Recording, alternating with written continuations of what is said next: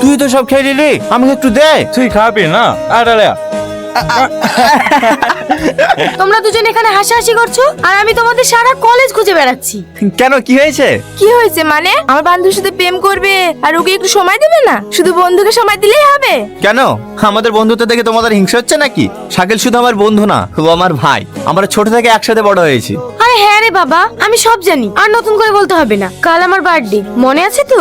আরে কি যে বলো না তুমি, তোমার বার্থডে আমার মনে থাকবে না? ঠিক আছে, কাল তোমরা দুজন অবশ্যই চলে আসবে। আর শাকিল তুমিও কিন্তু ভুলে যেও না যেন। কি ব্যাপার, ওকে ওইভাবে বলার কি আছে? যাবো তো। আরে আমি জানি শাকিল গেলেই তুমি যাবে, ও না গেলে তুমি যাবে না। সে আমি তোমার যতই গার্লফ্রেন্ড হই না কেন। আরে ও নিয়ে তুমি চিন্তা করো না, আমিও যাবো, টনিও যাবে। আচ্ছা ঠিক আছে, সময় করে পৌঁছে যেও। এই চল। হ্যালো।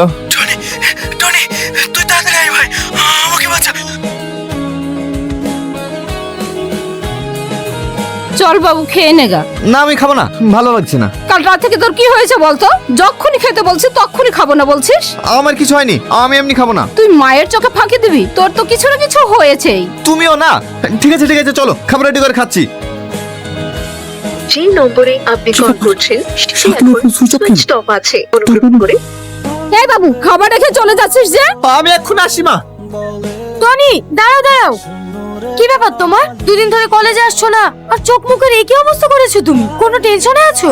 না না, সেরকম কিছু না। গাড়ি থেকে নামো, তোমার সাথে আমার অনেক কথা আছে। সালমা, আজকে আমার মনের অবস্থাটা ভালো না, অন্যদিন কথা বলি। আমি বুঝতে পারছি না তুমি আমার সাথে এরকম ব্যবহার করছো কেন। তোমার কি আমার সাথে কথা বলতে ভালো লাগছে না? কাল দুবার ফোন করলাম, রিসিভ করলে না। আরে সেরকম কিছু না সালমা, আসলে আমি একটু সমস্যা আছি। এই সমস্যাটা মিটে গেলে তোমাকে আমি সব বুঝিয়ে বলবো। আমি এখন আসে। হ্যাঁ টনি, টনি। শাকিল, শাকিল, এই তুই এখানে শুয়ে আছিস, ফোন সুইচ অফ কেন? কাল থেকে শরীরটা খুব খারাপ ভাই, মোবাইল কোথায় আছে আমি জানিনি।